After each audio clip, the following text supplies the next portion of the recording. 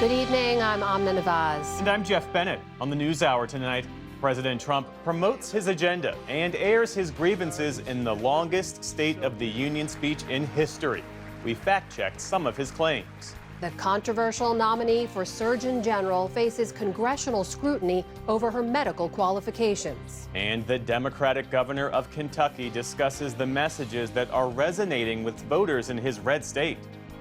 Most people aren't as political as we think they are. When they're getting up in the morning, they're not thinking about the next political race. They're thinking about their job and whether they can support their family.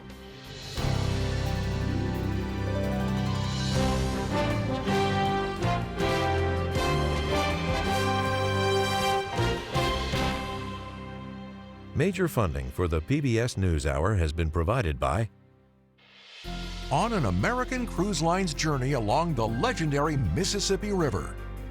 Travelers can explore Civil War battlefields and historic riverside towns.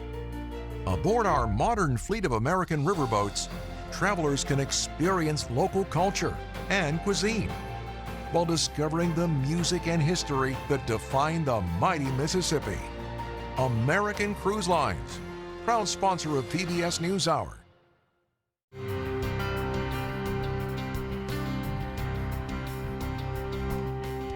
the Judy and Peter Bloom Kovler Foundation, upholding freedom by strengthening democracies at home and abroad. The Ford Foundation, working with visionaries on the front lines of social change worldwide. Friends of the NewsHour, including Nell, Martha, and Mary Minow, in honor of the life and legacy of their parents, Newton and Josephine Baskin Minow, and Julie and Robin Powell, through Fidelity Charitable. Art Collins and Sophia Shaw, through the Arthur D. Collins Jr. Foundation, and George D. Hanby III. And with the ongoing support of these institutions.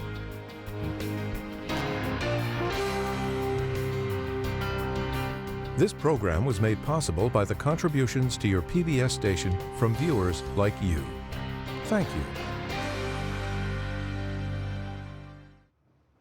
Welcome to the NewsHour. President Trump touted the economy and his immigration policies in a record-long State of the Union address, and he'll soon take those messages on the road. The White House is hoping President Trump can convince Americans to stay the course, as Democrats today slammed the speech for being too partisan, divisive, and out of touch with people's economic hardships. To recap the big night and to fact-check the president's remarks, we start with our White House correspondent, Liz Landers. Members of Congress, I have the high privilege and distinct honor of presenting to you the President of the United States. President Trump, in a marathon address, praised his second-term agenda as a transformation for America. It is indeed a turnaround for the ages. And promised in many ways to stay the course, even as his approval ratings have plummeted. The state of our union is strong. The longest State of the Union ever given, Mr. Trump spoke for an hour, 48 minutes. In front of likely his largest TV audience before the midterms, the president's speech was an opportunity for a much-needed reset.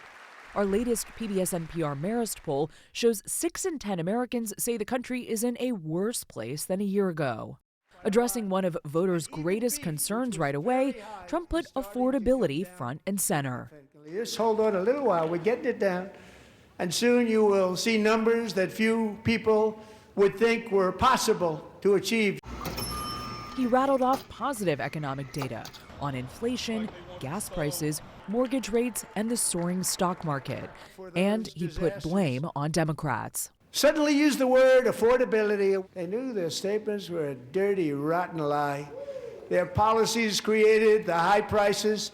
Our policies are rapidly ending them. One policy promise the president made last night, Trump said he would offer Americans a new type of retirement account that would resemble plans offered to federal workers, complete with matching government contributions. We will match your contribution with up to $1,000 each year, as we ensure that all Americans can profit from a rising stock market. 4 Supreme Court justices were seated in the front row. It just came down.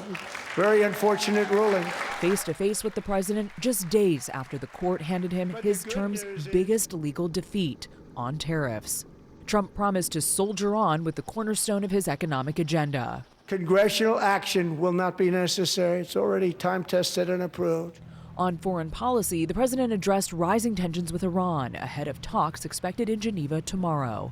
My preference is to solve this problem through diplomacy. But one thing is certain, I will never allow the world's #1 sponsor of terror, which they are by far, to have a nuclear weapon. Can't let that happen. That moment drawing some of the biggest bipartisan applause of the night, as did some of the president's high-profile guests. Here with us tonight is a group of winners who just made the entire nation proud. The men's gold medal Olympic hockey team.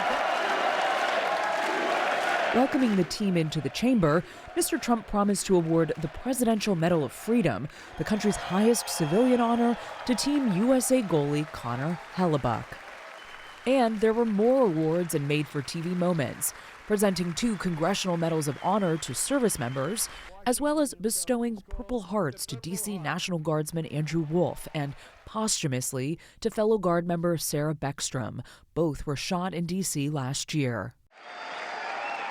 The speech was also marked by protests from Democrats. On Jeffrey Epstein, some members wore redacted pins calling for the Justice Department to release more of the files. And a number of the late sex offender's own victims were guests of the Democrats in the chamber. The protests mostly silent, but not all. The greatest contrast of the night, and possibly the most heated, came when the president defended his immigration crackdown. The first duty of the American government is to protect American citizens, not illegal aliens.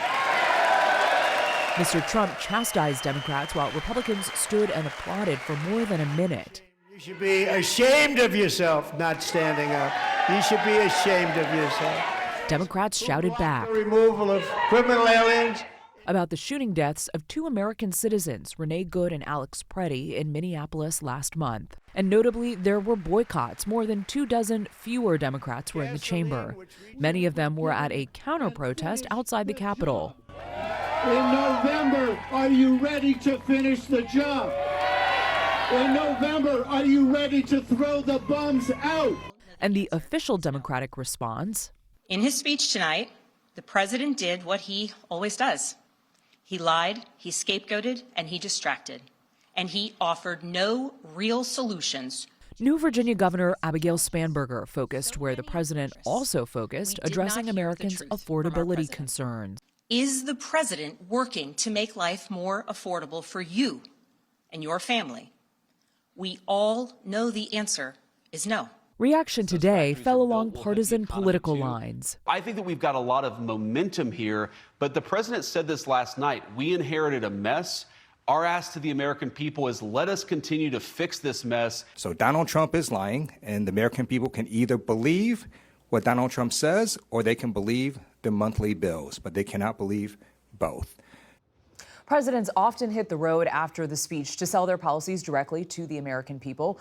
President Trump will push his economic message in Texas at the end of this week, Amna, ahead of that state's primary elections on Tuesday. Liz, as you just reported there, the president talked a lot about the strength of the economy. 2 claims he made I want to ask you about. One about the price of gas, and the other that getting rid of fraud would enable the U.S. to have a balanced budget, as he put it, overnight. What can you tell us about those? Let's start with the second part about balancing the budget. So that's implausible. We crunched some numbers. We looked at the math here. The federal deficit in 2025 was $1.8 trillion. The 2024 estimate of fraud in the U.S. Government Accountability Office had a range between $233 to $521 billion. That's a lot of fraud. But even if you eliminated all of the government fraud, the federal deficit would still only be reduced by a third there. And then on that second point of gas prices, we looked at gas prices all across the country. The president said that they are below $2.30 in most states. That is not true. Gas prices have fallen as he's been in office. Since he was inaugurated last year, the price of gas was around $3.11 a gallon. Now it's down to $2.97 a gallon today, as AAA says. But no state has an average of under $2.30 a gallon, again, per those AAA statistics. Same with Gas Buddy. The state with the lowest average price of gas is in Oklahoma, which has $2.40 a gallon, according to AAA. president also made a claim about reducing the number of Americans receiving food assistance. Take a listen to what he said. And in 1 year, we have lifted 2.4 million Americans, a record, off of food stamps. Liz, what should we understand about that? So the data from the Agriculture Department found that a number of people who receive these Supplemental Nutrition Assistance Program benefits, or SNAP benefits, as most people know them, that did decline by 2.6 million people on those benefits from November of 2024 to November of last year. However, that 2.4 million person statistic, the figure that the president refers to, is likely Americans who are projected to lose those benefits following the passage of the One Big Beautiful Bill Act over the summer. So that's not necessarily people who were able to afford to get off of these SNAP benefits. That legislation expanded work requirements. So this analysis came from the Congressional Budget Office report, which is why at the time Democrats were concerned about people losing access to those SNAP benefits. We also heard the president continue to make false statements about the elections, including this claim, we'll play for people here, that many undocumented immigrants are voting in federal elections. Take a listen. To stop illegal aliens and others who are unpermitted persons from voting in our sacred American elections. The cheating is rampant in our elections. It's rampant.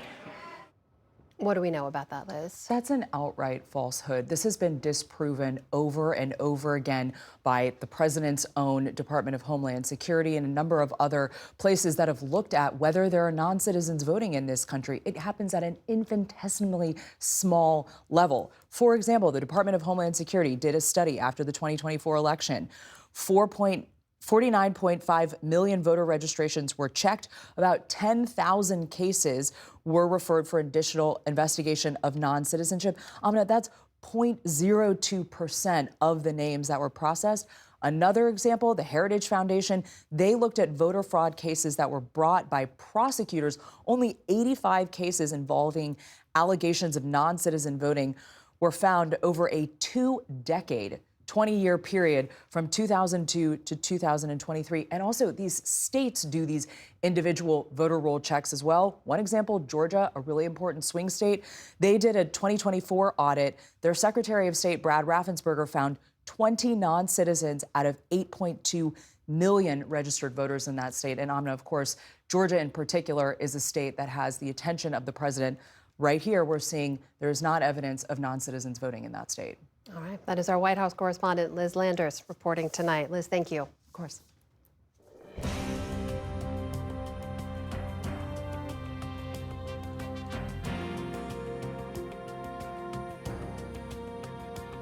We start the day's other headlines with ongoing fallout from the Jeffrey Epstein files. Larry Summers is leaving his teaching post at Harvard University. The former Treasury Secretary appeared hundreds of times in the most recent batch of files related to the late sex offender. In a statement, Summers called his departure a difficult decision, saying he'll step down at the end of the school year. Another academic in Epstein's sphere, Nobel laureate Richard Axel of Columbia University's Brain Institute, says he too will resign. And Bill Gates reportedly apologized to staff at his foundation and insisted he didn't participate in Epstein's crimes. That was first reported by the Wall Street Journal. Gates denies doing anything illicit, and none of the men have been charged with any crimes. A new round of winter weather is sweeping through the northeastern U.S., even as millions cope with the lingering effects of Monday's blizzard. Forecasters expect another 1 to 3 inches of snow throughout the region today. In New Jersey, the National Weather Service warned drivers to watch out for snow and black ice on the roads. While in New York, streets and sidewalks were mostly clear after officials used huge amounts of salt and hired thousands of emergency shovelers to clear up the mess. Meantime, power is being restored for hundreds of thousands in places like Delaware, Massachusetts, and Rhode Island. In Brazil, rescue teams are searching for dozens of people still missing after intense rains and floods killed at least 46 people. Workers retrieved bodies from debris and thick mud, with officials saying the sheer size of the affected area was complicating the search. Also today, mourners gathered for the funeral of an 11-year-old boy who was killed in the floods. His father remembered him as a boy with a big heart. I'm trying to pick up the pieces because my wife and daughter are still in the hospital, but I only have good memories of my son. It's about living and loving intensely. Authorities say at least 3,000 residents were forced to evacuate as of this morning, with officials warning that there could be more landslides from another bout of heavy rain expected tonight.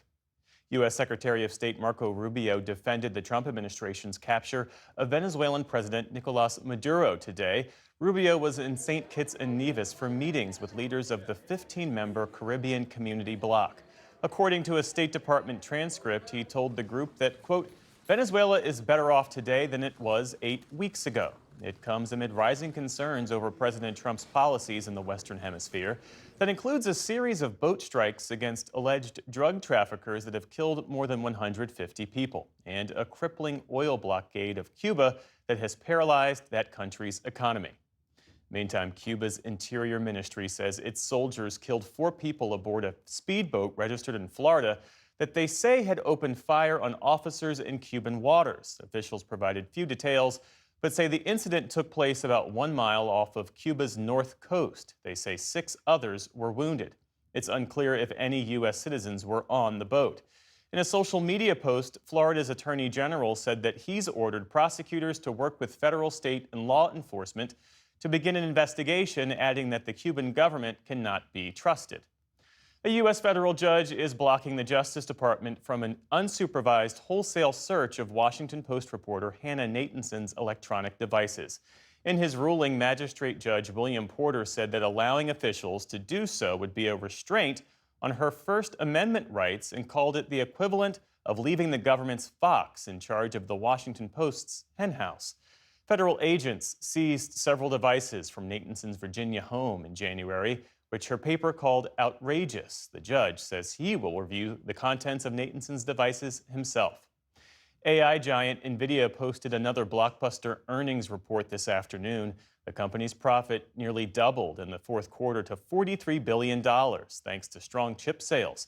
The better-than-expected result comes amid broader concerns that hopes for the AI sector have been overblown. Ahead of that report, stocks on Wall Street ended higher amid gains in tech shares. The Dow Jones Industrial Average gained around 300 points on the day. The Nasdaq added nearly 300 points of its own. The S&P 500 closed higher for a second straight day. Still to come on the NewsHour, the head of the Border Patrol Union discusses President Trump's immigration crackdown. And Judy Woodruff delves into who the Founding Fathers left out and the effects of that 250 years later. This is the PBS NewsHour from the David M. Rubenstein studio at WETA in Washington, headquarters of PBS News. Dr. Casey Means, the popular wellness influencer and ally of Health and Human Services Secretary Robert F. Kennedy Jr., is the president's nominee for Surgeon General.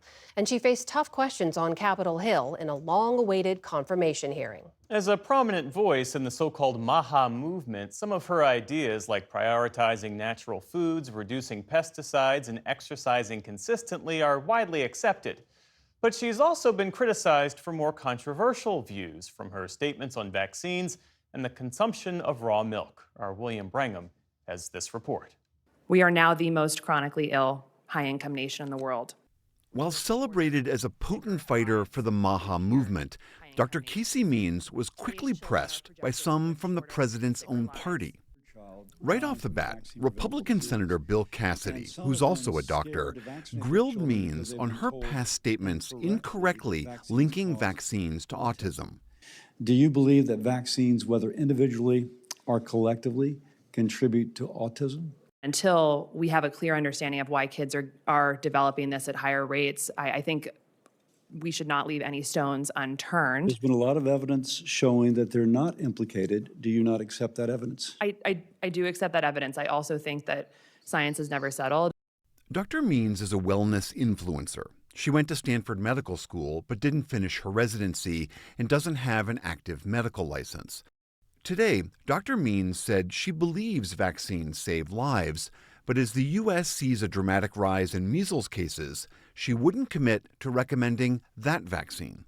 I'm supportive of vaccination. I do believe that each patient, mother, parent needs to have a conversation with their pediatrician about any medication they're putting in their body or their children's You're bodies. the nation's doctor. Would you encourage her to have her child vaccinated? I'm not an individual's doctor, and every individual needs to talk to their doctor before putting a medication in their body. Democratic Senator Patty Murray pressed Means about her past comments on birth control. You said Americans, quote, use birth control pills like candy. You also claimed, contrary to established science, that hormonal birth control has, quote, horrifying health risks for women. Should women trust the FDA, which approved all 18 methods of birth control? If there is not informed consent about their medical history, their lifestyle exposures, and their family history, I want those women, and I know you do too, to be able to have a thorough conversation with their doctor and know whether they are at higher risk for side effects when prescribed the medication. Saying that is one thing, but saying on, different shows that birth control pills are a disrespect of life is very different. Later, Democratic Senator Tim Kaine doubled back on vaccines. Do you believe that there's no evidence that the flu vaccine has efficacy in reducing serious injury or hospitalization?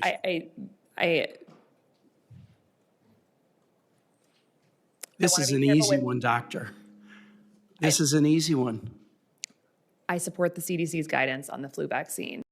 Despite being repeatedly questioned on this, Dr. Means argued that reforming the doctor-patient relationship will improve outcomes. The constraints on doctors are monumental, and many American parents are frustrated by what they feel like is lack of transparency on the issue of vaccines. Today's confirmation hearing also illustrated some strange bedfellows who agree with part of Means' agenda. I've enjoyed and appreciated some of the remarks you have made in the past. At times, Democratic Socialist Senator Bernie Sanders and Dr. Means were right in sync. You would fight to ban TV ads of junk food? I think you will be frustrated by how much I will be talking about ultra-processed foods. Good. I won't be frustrated. I'd be delighted. That said, all the Democrats, including Sanders, said they wouldn't support Means' nomination. But with Republican control of the Senate, her nomination will likely succeed. The committee stands adjourned. For the PBS NewsHour, I'm William Brangham. Good evening. This is the first color picture from Mars. We're all going to be preoccupied with the energy crisis. Tonight, the evidence that our climate may be changing. Gasoline shortages are spreading across the country. Tonight, a conversation. Kentucky Governor Andy Beshear has become one of the most closely watched Democrats in the country. A two-term governor in a deeply red state, Beshear has won statewide office twice, even as President Trump carried Kentucky by wide margins. In recent years, he's navigated devastating tornadoes and floods, culture war battles over abortion and LGBTQ rights, and the economic pressures facing working families. Now, as Democrats search for a message that can resonate beyond blue states, and with the 2028 conversation already simmering, Beshear's approach to faith, civility, and bipartisan governance is drawing national attention. Governor Andy Beshear joins us now. Welcome to the NewsHour. Thanks for having me. So as we said, you have won twice in a deeply red state. What have you figured out that might be instructive for national Democrats? Well, for me, it's about starting with the realization that most people aren't as political as we think they are. When they're getting up in the morning, they're not thinking about the next political race. They're thinking about their job and whether they can support their family. They're thinking about the roads and bridges they drive. They're thinking about their next doctor's appointment for themselves, their parents, or their kids. They're thinking about the school they drop their kids off at and whether they feel safe in their community. So what I do is I spend 80% of my time focused on those core issues that impact all the people of Kentucky and of the United States of America. I think a second thing that I try to do is talk like a normal human being. A lot of advocacy speak has crept into especially the language of the Democratic Party. It makes it sound like we're talking at people instead of to people, or sometimes like we're even talking down to them. I'll give you one painful example. In Kentucky, we got hit by the opioid epidemic harder than just about anyone. We have all lost people we love and care about, but I haven't lost a single person to substance use disorder. I've lost them to addiction. Now, addiction has meaning. It's that killer that takes someone from you, or when you're in recovery, You deserve the credit of going up against that really difficult opponent that the word addiction makes people feel. But I think the last point is the most important. I don't just talk about my what, because Democrats are very good on the policy. We can tell you policy point 2, sub point 3, bullet point 4, I underneath. But we rarely talk about why we believe what we believe. For me, that's my faith.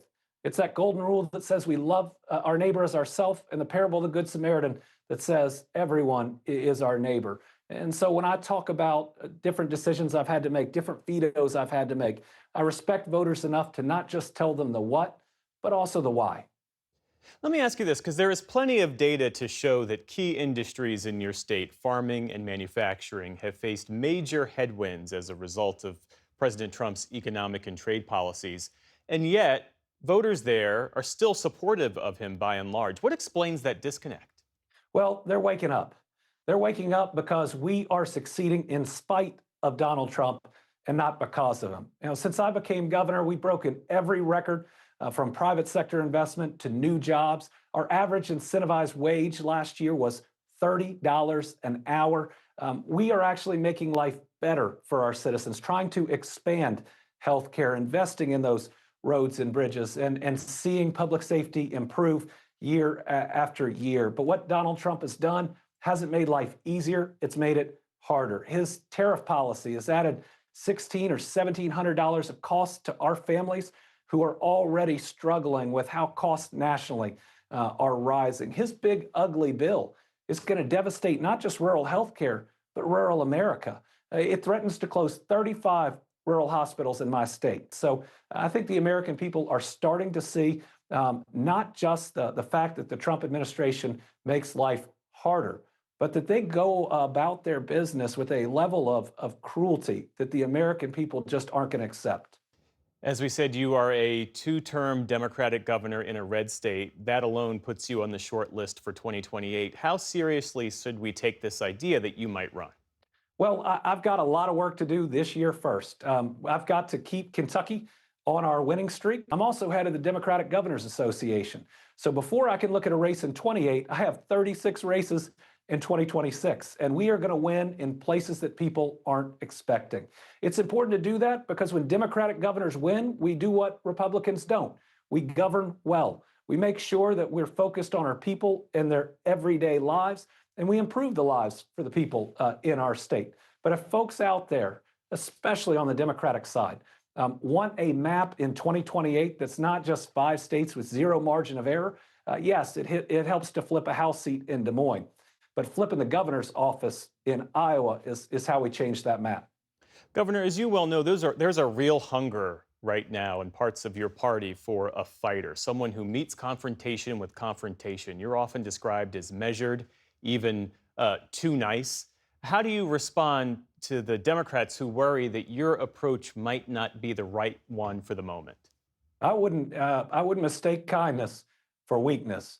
I have gone up against a Republican incumbent governor in Kentucky who was Donald Trump before Donald Trump, and I'm the one still standing. I went up against the rising star of the RNC that had the backing of Donald Trump and Mitch McConnell. I just do it in a different way. I was always taught that if someone's yelling and you yell back at them, then no one can hear anything. And I believe that by 2028, Democrats, Republicans, and independents are going to want anything but someone like Donald Trump. And so a Democratic version of that doesn't heal the country. It doesn't bring us back together. I think people are going to want stability. They're going to want their kids, and I want my kids to have a United States that's stable, that we didn't have to worry about its future existence on a daily basis. I think that's what all of our families crave, and it's what they deserve. I want to come back to this issue of faith because you announced a book coming out in the fall, and it's described as an insightful book that reclaims faith as a force for good in public life and rebukes those who use it to harm and discriminate. That's what's on the publisher's website. When so many white evangelicals have already fused their faith with a particular movement, the MAGA movement, Donald Trump, they backed Trump widely in the last 3 elections. Is your book trying to persuade them, or is it speaking to a different constituency altogether? The book is speaking to anyone, whether you're a person of faith or not, regardless of what your faith is. It's about the fact that faith calls us to help people, and not harm people. You know, one of the inspirations for the book for me was I remember being in church on Sunday, and my pastor said, you know when your faith has been hijacked, when suddenly your God hates all the same people that you do. And so in writing the book, you know, Go and Do Likewise, the title, those are the last words of the parable of the Good Samaritan. It's not just a story, it's an instruction that we're supposed to lift people up and not kick them while they're down. And what you're going to see in the book is I'm going to call out when we have leaders that are making decisions that harm people, especially when they are against the example set by Jesus. I think about Donald Trump's cuts to SNAP. About 100,000 people are going to lose their SNAP benefits in Kentucky. And the fact that he became the first president in history to not fund SNAP during a government shutdown. Well, the miracle of the fishes and the loaves, which is all about people having enough to eat, is in the first 4 books of the gospel, the first 4. That means it's pretty darn important if you call yourself a Christian. Kentucky Governor Andy Beshear, thanks again for your time this evening. We appreciate it. Thank you.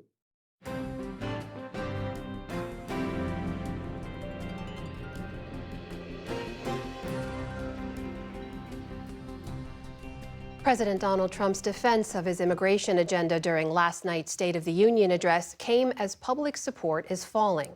In an NBC News poll released earlier this month, 49% of people said they strongly disapprove of how Trump has handled border security and immigration. That's a 15-point jump since last April. Joining me now is the National Border Patrol Council president. That's Paul Perez. He's representing nearly 18,000 Border Patrol agents, and he attended the address last night as a guest of Texas Senator John Cornyn. Paul, welcome to the NewsHour. Thanks for being here. Thank you for having me. So the president also mentioned last night we're in the midst of this ongoing partial government shutdown, Democrats blocking DHS funding as they push for changes in enforcement tactics. Has your agency been impacted by that shutdown at all? Yeah, our agency is the only one that's impacted. You know, this is they call it a partial government shutdown, but in fact, it's only DHS that's not receiving the funding that we need. That impacts everything from border security to, you know, FEMA operations. And so it is going to impact the United States in one way or another. So specifically, have you have to make changes in terms of how you're deploying people or what you're able to do right now? So the good thing about the One Big Beautiful Bill is it allows us to have certain funding for specific matters, but you know, our civilian personnel, most of those people aren't going to get paid during this shutdown. You know, the money that we have for FEMA operations, you know, hopefully there's no major disasters because that's where there will be severe impacts. But, you know, people like TSA, anybody that's traveling, there's going to be impacts there. So we know the Democrats are asking for some changes in enforcement tactics. Asking federal agents to stop wearing masks is one of them. Do your agents wear masks in the field? And is that change something you'd support? They absolutely do wear masks, and there's a reason for that. You know, they have targeted our law enforcement officers. You know, the Democrats have targeted our law enforcement officers by asking them to take off their masks. But the reason that they're wearing masks is because our agents and officers are getting doxxed.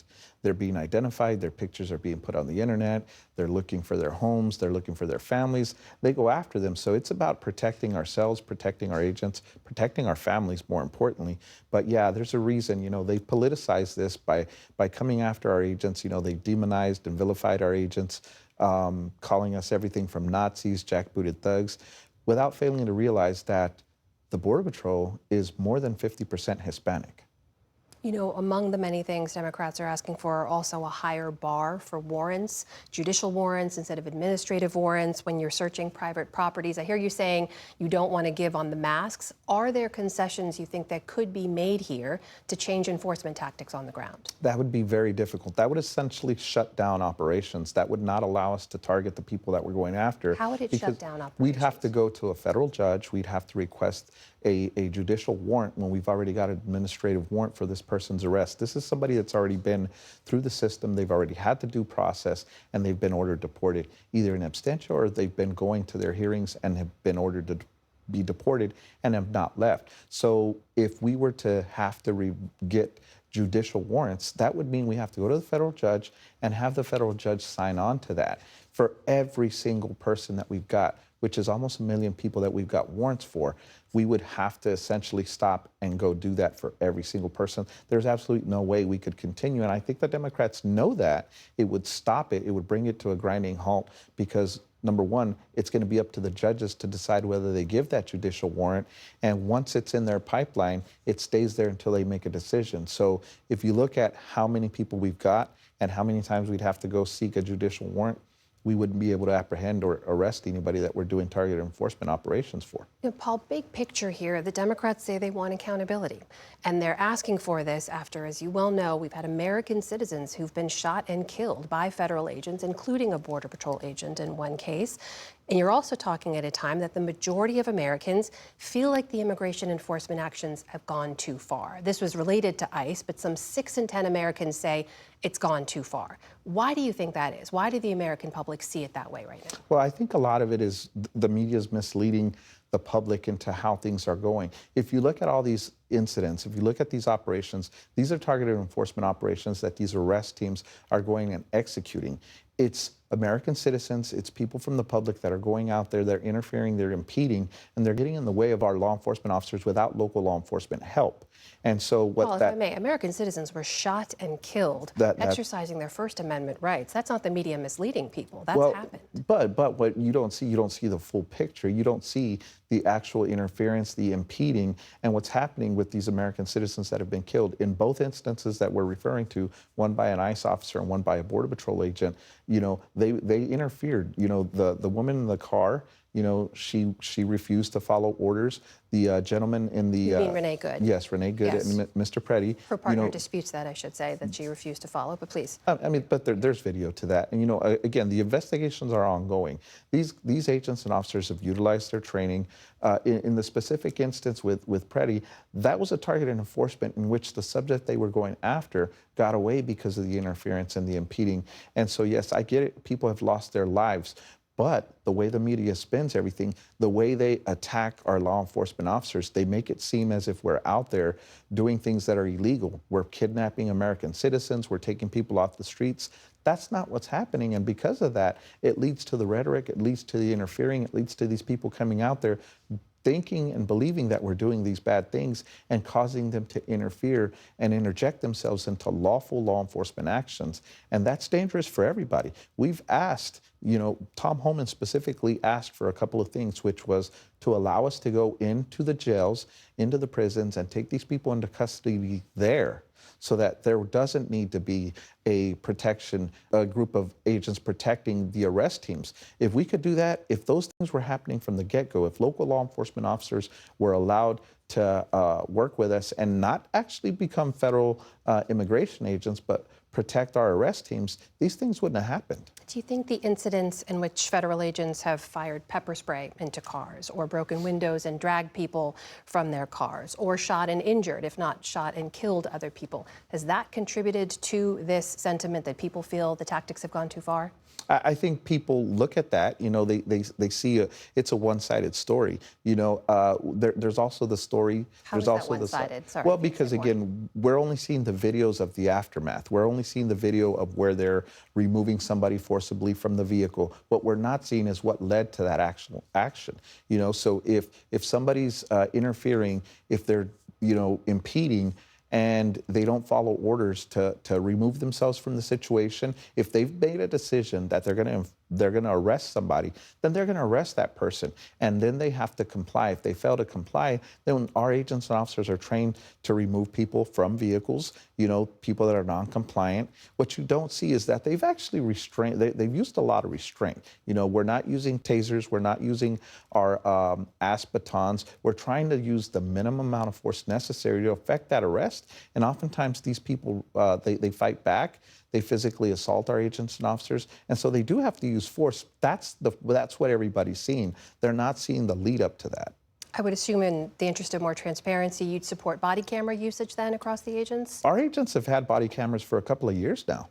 Across the board? That was something I believe Secretary Noem just said recently. We've got a few people that do not have body-worn cameras, but a good majority of our agents have had body cameras for a couple of years. We haven't outfitted every single agent because it went by sector. They were looking at where they needed them, where there was a lot more apprehensions. And so that's how we were able to allocate those body cameras. But not everybody has them. But everybody that's been on these deployments has used body-worn cameras. Well, I do want to ask you about those deployments, because I should also say I've spent a lot of time with your agents on the U.S. southern border. I have watched them handle large groups of people coming across the border, taking care of children when they're coming unaccompanied or when their parents are not there to take care of them. They are now being deployed to interior cities, which is a very different environment, to Chicago and Minneapolis, and having to deal with urban environments and protesters who are exercising their First Amendment rights. Are they being put in a situation that's unfamiliar to them without the right training and tools? Do you worry about that? I believe the training and tools have always been there. We have that type of training. You know, there have been instances where people have tried to ram through the ports of entry, and our agents have been out there to support our CBPOs, CBP officers, and they've got that training. They've got riot control training. Now, is it something that they do every day? Absolutely not. I don't think any law enforcement agency does that every day unless you're in large cities like Los Angeles, DC, or New York City. But yes, our agents and officers have that training. You know, as far as what they're doing on the interior, that's over. They're back to the border. We've got almost all of our agents back to the border. We've got the most secure border that we've ever had in the history of this country. And so I think that's where they're going to stay. And we should point out those encounters at the southern border with migrants are down at 50-year lows, so there is a big change there at the border. Bottom line here, people say they believe some of these tactics are making Americans less safe. What can you do, what can you say to earn back the trust of the American public? Well, people have to look at the facts. They have to understand who we're actually going after, who we're actually taking off the streets, who we're removing, putting on these deportation flights, or we're locking them up in the United States because they're that bad. You know, there are some people that we've apprehended that have spent time in state or federal prison that we're not going to just deport to another country because they're going to do time here in the United States. And so that's what they've got to look at, the facts of who we're actually removing from the streets, making America safe again. If I may, to that point, the data shows some 74% of people who are currently detained have no criminal record. So how does that jive with the message of making America safer? So again, our targeted enforcement, we're going after the worst of the worst. Now, what people 74% of people, though, have no criminal record. What people don't see is that a lot of the people that we're apprehending in conjunction with those arrests are people that are there. So we're not going to turn a blind eye to anybody that's illegal. So if you're illegal while we're doing a targeted enforcement, whether it's a vehicle stop, whether it's a house where we go and take somebody into custody, if everybody there is illegal, they're going to be taken into custody. And that's where a lot of those people that you refer to that don't have criminal histories, that's where they're getting arrested as well. You would agree that that's different than the worst of the worst you're targeting, though? 74% of people will not be considered the worst of the worst in your mind. The worst of the worst are the people that we're targeting. These are the criminals. These are the rapists, the murderers, those people that have warrants of arrest, not only in our country, but other countries. Those are the people that we're targeting. And again, other people that happen to be taken into custody, those count towards the arrest numbers, but the worst of the worst are the ones we're going after with targeted enforcement. It's the National Border Patrol Council President Paul Perez joining us here today. Paul, thank you for your time. We really appreciate you being here. Yeah, appreciate it.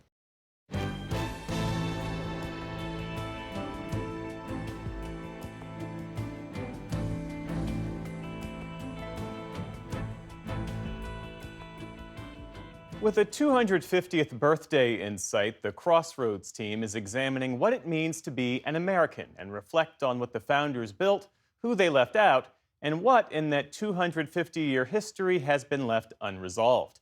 Judy Woodruff traveled to Vermont, a state with the motto Freedom and Unity, to try to get answers to these questions for her series, America at a Crossroads. Dishes clatter, booths are cramped, and orders fly out of the kitchen. It's lunchtime at the Country Girl Diner in Chester, Vermont, where the service is brisk and the answers to my questions are thoughtful. What does it mean to people to be an American? Seeing my country essentially split in half is very, very painful. For customer Scott McDonald, the country's bitter political divide is front of mind. There was a time when you could just quietly disagree with somebody, and that seems to be gone. Teacher Wendy Hayward told me understanding our past starts with how it's presented. The way we have taught history in this country has been an avoidance of what our history is. The ideas here point to a deeper question. What kind of a country did the founders build? And whom did they leave out? What really happened with slavery? What really happened with minorities, women? And I wanted to be able to go back to the founding. I met Pulitzer Prize-winning author and historian Joseph Ellis at the Echo Lake Inn in nearby Ludlow, Vermont, built shortly after the American Revolution. This is GW to Joseph Reed, December 12th, 1778.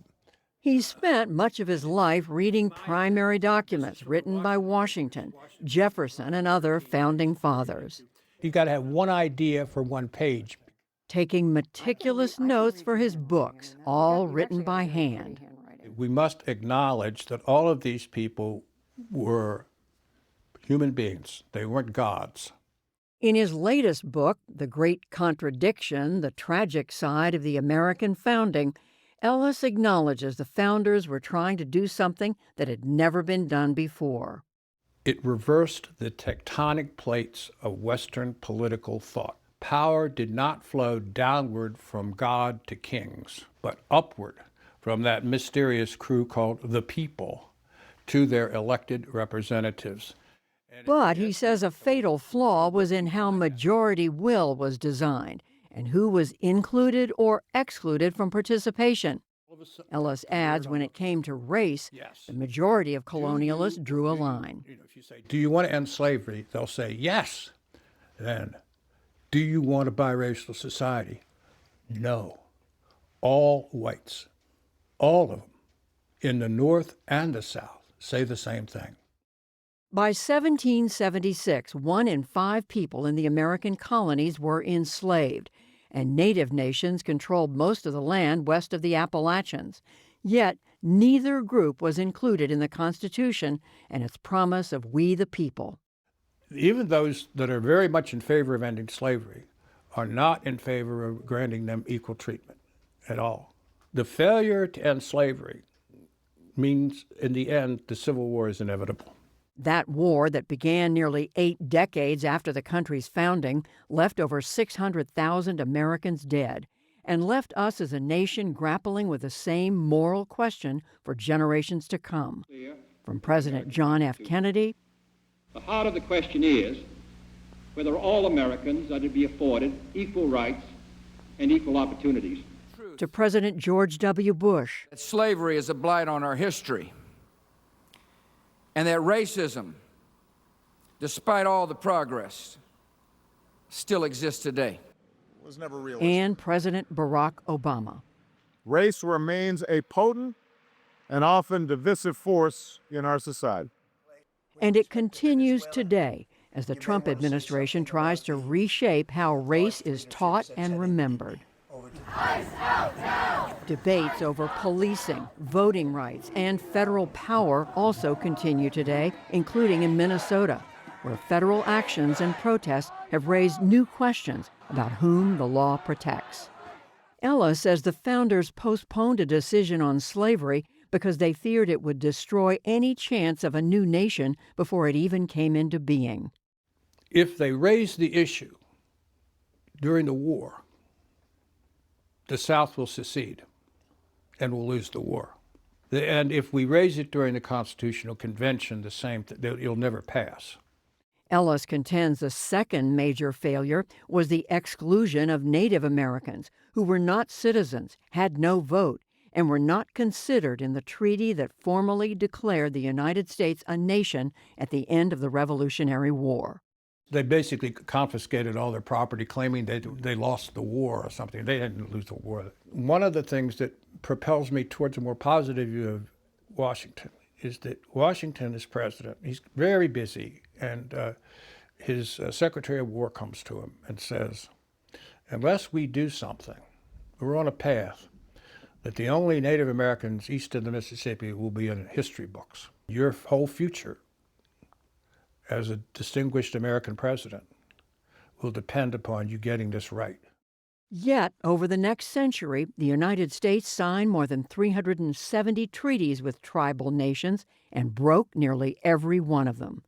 the answer is just... Ella said George Washington in particular was aware the failures in the founding documents would haunt him. If you want to understand this chapter in American history, the greatest generation of political leaders in American history did unbelievably large things that we're celebrating right now, and they failed. And guess what? Of all of them, Washington knew it the most. He understood the contradiction. He understood the contradiction. And he knew that if his reputation was linked to slavery, it would do him enormous damage. He also stresses the founding documents aren't written in stone. The Constitution itself isn't a set of truths. It's a framework in which we continue to argue about what the truths are. We've lost that capacity, it seems to me, to argue with each other in a strenuous but friendly way. And ever the college professor, Ellis gave each of us an assignment.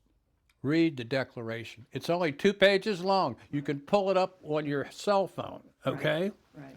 The second is read a book called Common Sense.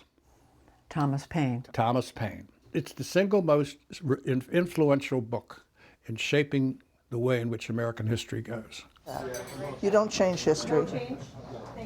History is what it is. Back at the Country Girl Diner, the weight of that history is still in the air. We have to learn from it. We have to live it. And if we want it changed, we have that ability. Including the ugly, the good, the bad, and the ugly. Good, the bad, and the ugly. We've had parts of our history that are shameful, of course, and every country has. It's what we do about it now that matters. For Joe Ellis, the historian, the nation's future is what he's most concerned about. This is the most important midterm election in American history. The Republic is on the ballot. I can understand which side of the coin you're on, but I cannot understand if you're indifferent. Whatever position you end up concluding is yours, act on it. For the PBS NewsHour, I'm Judy Woodruff in Ludlow, Vermont.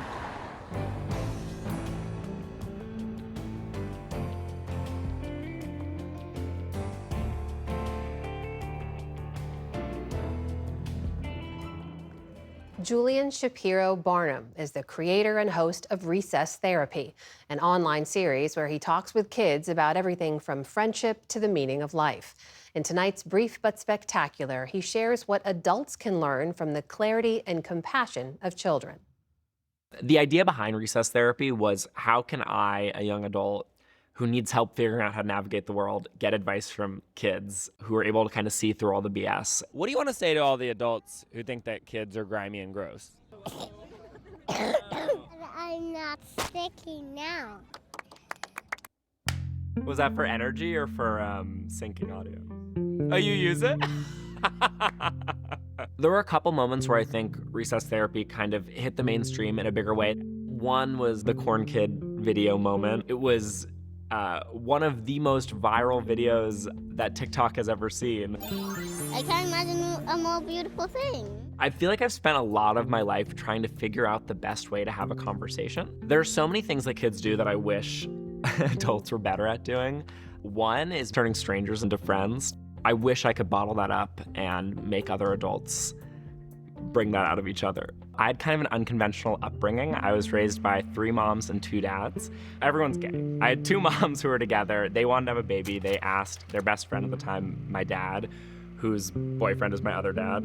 And my dad was the sperm donor to both my moms. My moms broke up when I was 2 after having me and my brother and sister, raised us all a couple blocks from each other in Brooklyn. The adults in my life were often more friends, and I feel like from a very young age, I was having these really mature discussions about life with adults, and it's something that I've tried to take into my interviews with kids, because I remember being 5 years old and having all these adults ask me such interesting things and asking for my opinion about things. And now whenever I meet kids, I do a lot more asking than telling.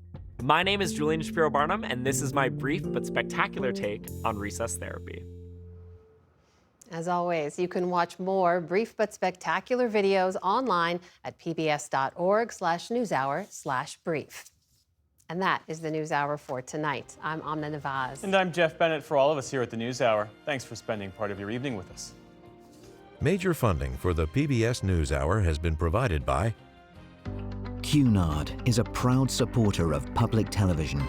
On a voyage with Cunard, the world awaits. A world of flavor, diverse destinations, and immersive experiences. A world of leisure and British style. All with Cunard's White Star service.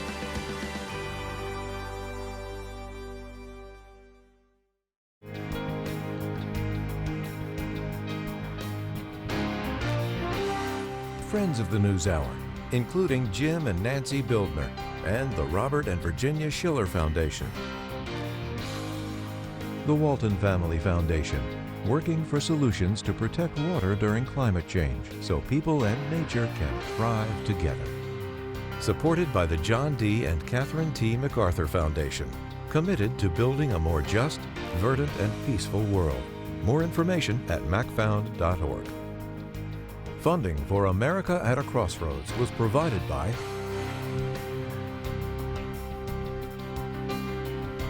and with the ongoing support of these individuals and institutions.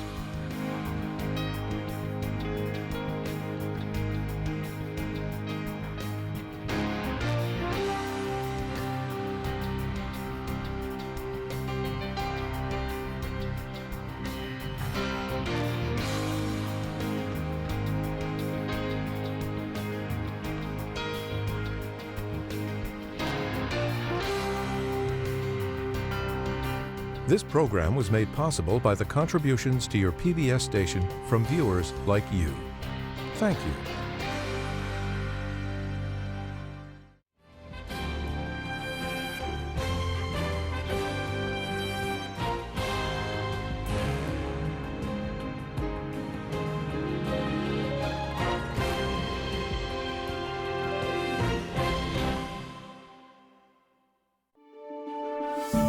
You're watching PBS.